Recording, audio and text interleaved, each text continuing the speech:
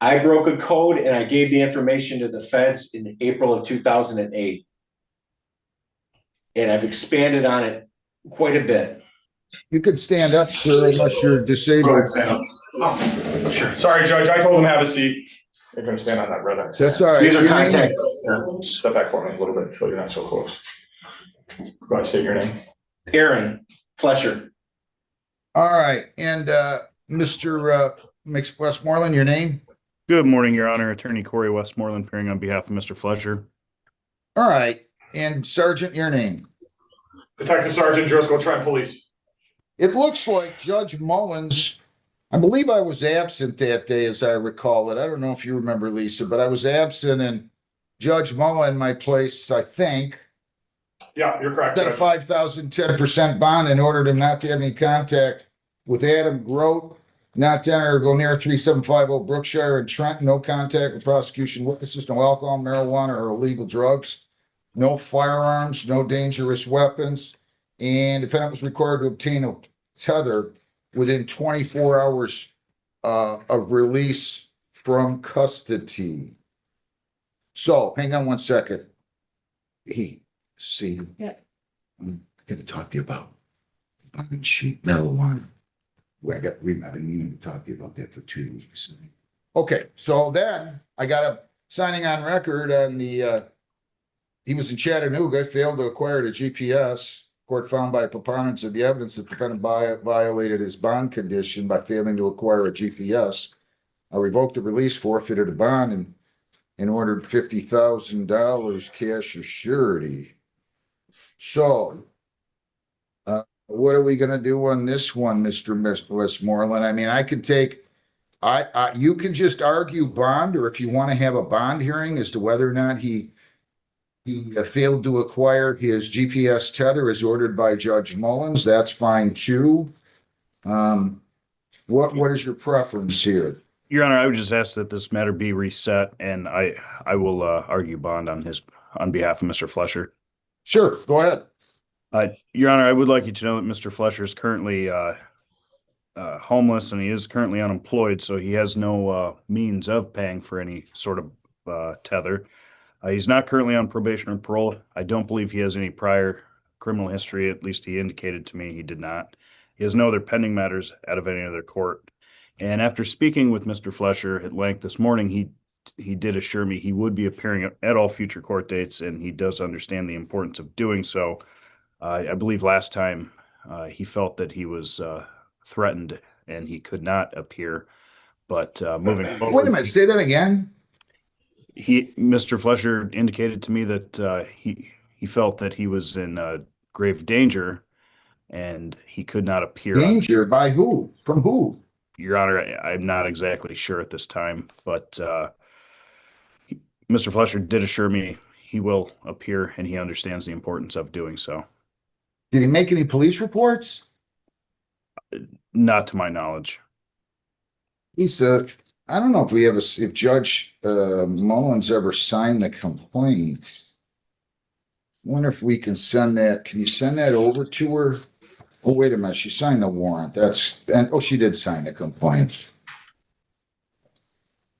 Why did you leave without getting a GPS tether, sir? I feel that my life is in danger, and that's what set this whole thing in motion. Your life is in danger. I have no interest in defrauding Groet, Adam, or I want you to talk about the case. Hang on. Hang on. I want you to talk about the case. You should not be talking about the case. Okay. I don't know why you're telling me your life was in danger. Did you tell Judge Mullins your life was in danger when she was setting the bond? Yes, I've told everybody. He tell you this, detective? He did not, Judge. Me and Mr. Flesher has not had any real conversations to that effect. You told Judge Mullins at the time of the arraignment that you felt your life was in danger? I don't want to put words in your mouth. A tether tracks to exactly where I am. Say that again?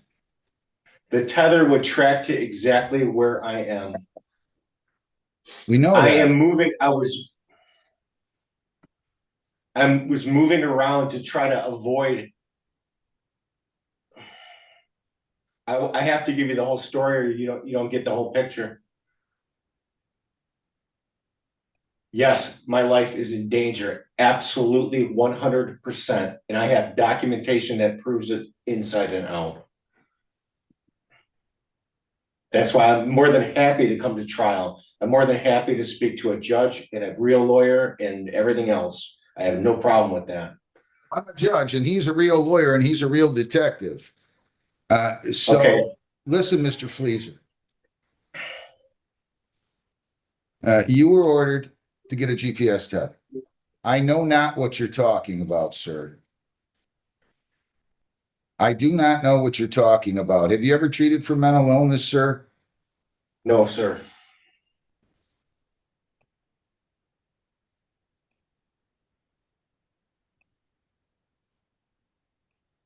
Do you work? I haven't worked in a long time, sir.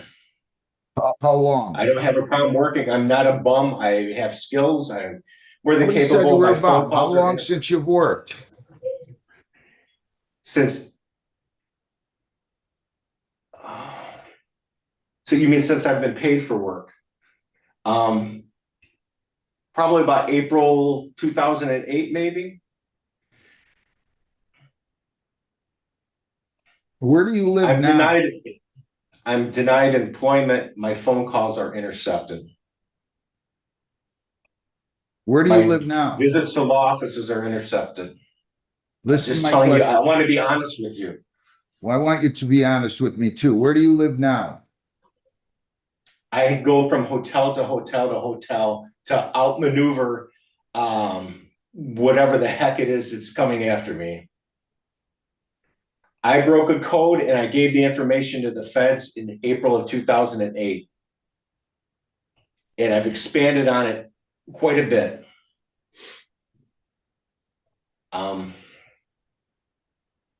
The code is basically how they get rid of people they don't care for. The federal government you're talking about? Correct. Oh boy. It's none of it's legal by any means, but it's very damning to say the least. So I kind of keep that to myself, but it doesn't allow me to survive. Like I said, I'm not choosing to have my calls intercepted. I'm not choosing to have my automobile sabotaged, my family's home sabotaged. The list goes on, and that's why I know you don't want to go into detail. But I have to be honest with you. Yes, my life is in danger. That is the whole reason why I'm here. Why I took the mail that I took. All right, To you prove that. should Don't not be think about saying the that. case. You should not be saying that. You should not be saying that, sir. You just should not be saying that. I'm trying to You want caution a you, not listen demonstration to me, why my life please, is in please, danger? please listen. Go ahead. You shouldn't be making admissions. You should not be making statements that are against your interest. I'm concerned here. I don't know what to tell you. I'm going to set $2,000 cash or surety. $2,000 cash or surety that you're going to have to post. And this time, I'm going to change the bond conditions ever so slightly. You're not to have any contact with Adam Grote. You're not to have any contact with prosecution witnesses. You're not to enter or go near 3750 Brookshire in the city of Trenton. You're not to possess firearms. You're not to possess dangerous weapons. You're not to purchase, possess, or consume alcohol or illegal drugs. You're not to be released until fitted with a GPS tether. You're not to be released until fitted with a GPS tether. So even if you post the bond, you're not going to be released until they can fit you with a GPS tether. Also, I'm going to order you to attend a psychological evaluation and treatment. You can call the probation department. So if they recommend probation's gonna give you some names as to where you can go. You're to attend a psychological evaluation and treatment if recommended. So those are the bond conditions. I'm adding a couple that Judge Mullins did not have. And you have never heard anything about this at all, Sergeant? I have not, Judge. I know there was some conversation about his monies being funneled out of his bank accounts, but we didn't get into a conversation involving people coming after him. All right, so Mr. Fleezer, I'm sorry. I'm gonna give you a new date. It's gonna be what, January the 6th, is it? Lisa? January 6th at 10 o'clock.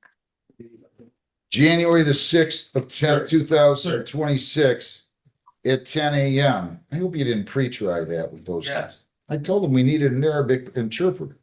his son spoke for him. Yeah, I can't do that. It's a criminal case. I just can't I do that. understand.